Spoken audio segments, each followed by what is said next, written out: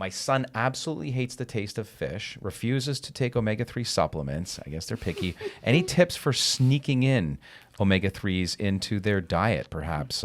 Things that you've, or the literature suggests are successful in getting these picky eaters to get their 6% or higher. Yeah, picky eaters are tricky. You probably have a lot more experience with that than I do. But like you said, hiding it in the food as much as you can. So the drops into milk, if they like cereal, that's usually kind of an easy one. Some eggs, if they like eggs, can be enriched in DHA. It's hard to find out exactly how much is in there. So that's not a really rich source. But if you can start kind of stacking these smaller sources, it's definitely better than nothing. Right. There's more gummies. There's powders coming out. My kids we call it Omega juice, but it's like a smoothie emulsion. It tastes really good. It's got a big bang for its buck. And it's got all kinds of flavors. So everything's trial and error. And once one thing works, the kid changes. But once they're at the age of supplementation, though, you do your best day to day, right? But have you ever had a kid say no to that one? Have you ever had a kid say that chew emulsion tech flavor and everything else? By the way, there's no sugar in this either, right? Zero sugar. Oh wow, yeah. But really, the beauty of there's the pro and con of those, of an infant and a child growing up, but. What I always tell a parent is those first 2 to 3 years is actually when you have the most compliant subject under your control. Right. After that, things start to change, So really at those first year, second year, third year, you can find ways to smuggle things in. That's your job as a parent. Yes. And kids, they learn by exposure, and you model, right? So if you're taking your spoonful of your omega-3 liquid in front of them, I think more and more they're more likely to sort of fall in suit, perhaps, at least at the supplemental side. But as we've been talking about, it starts early days, in utero. So it's on moms to be thinking about themselves, their own health, and what they're conferring benefit to their unborn child as well. We've got a bunch of other questions. Sure. This one is from a mom from Instagram. I've heard that plant-based omega-3s from flax seeds aren't as effective as fish-based ones. Should I be focusing on fish oil for my child's brain development, or a plant source is good enough? So this kind of goes back to what we talked about, but maybe you can... Yeah, I'll hone in a little more. Just like what we talked about, ALA is what's in the plant sources that you're talking about, flax, chia, and then EPA and DHA are the marine-derived ones, and they are of the same family, but very different. The body can convert ALA to EPA and DHA, but it's a pretty slow process, and we can get much higher doses and much higher blood levels when we eat fish regularly, when we take a supplement that has EPA and DHA. So still have the ALA, that's great, very good. Also include some of the EPA and DHA wherever you can. Great answer.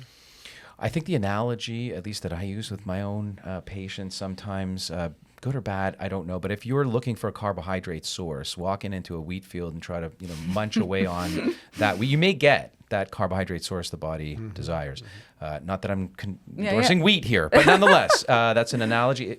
But to have a milled flour, and even at that stage, not so optimal. Yeah. But the analogy to DHA EPA would be to actually have a slice of bread, right? And that would be, that's your carbohydrate source. Downstream, the body can use it. David on Facebook is asking, are there any signs or symptoms that indicate my child might be low on omega-3s? How can I tell if they're getting enough, or should I consider testing? Well, you know what, David? Hopefully you were watching. But once again, reiterate how easy this is, where they can order, and the process. I don't know of any really clear, specific signs and symptoms of low EPA and DHA besides a low essential fatty acids, which could be a skin issue. Like if you have skin issues, that's kind of a general low essential fatty acid deficiency symptom. And when you say skin issues, sorry, but what do you mean? Like flaky dermatitis type stuff. Eczema. Yes, yeah. But specific to EPA and DHA, not so much. So testing is really helpful because you can get an objective view of where they are on the spectrum. Being below 4% for adults, probably below 3 or 2% for kids would be considered pretty low.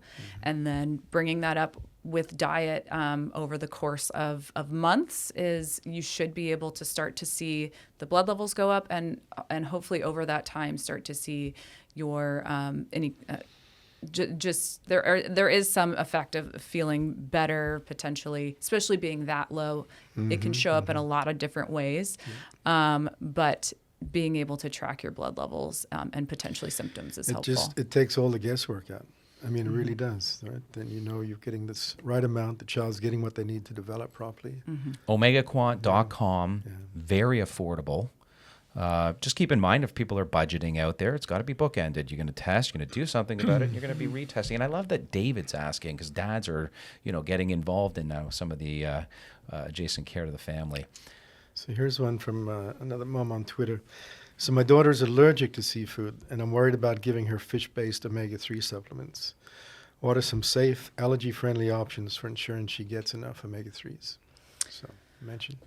So there's always, like we talked about, there is the algal option, and that is completely doesn't include fish at all. Yep. So that's EPA and DHA. That's probably your safest bet. Yep. But I do believe that even fish oil capsules, they've been distilled. They're all fat. I believe the allergies are more around the proteins, but But that is definitely something you want to work with your doctor on. It's a tricky one. I generally recommend if a parent, any concern that her child has any sort of seafood allergy, just don't test, don't push it. Just go to the algae. Yeah. Yeah.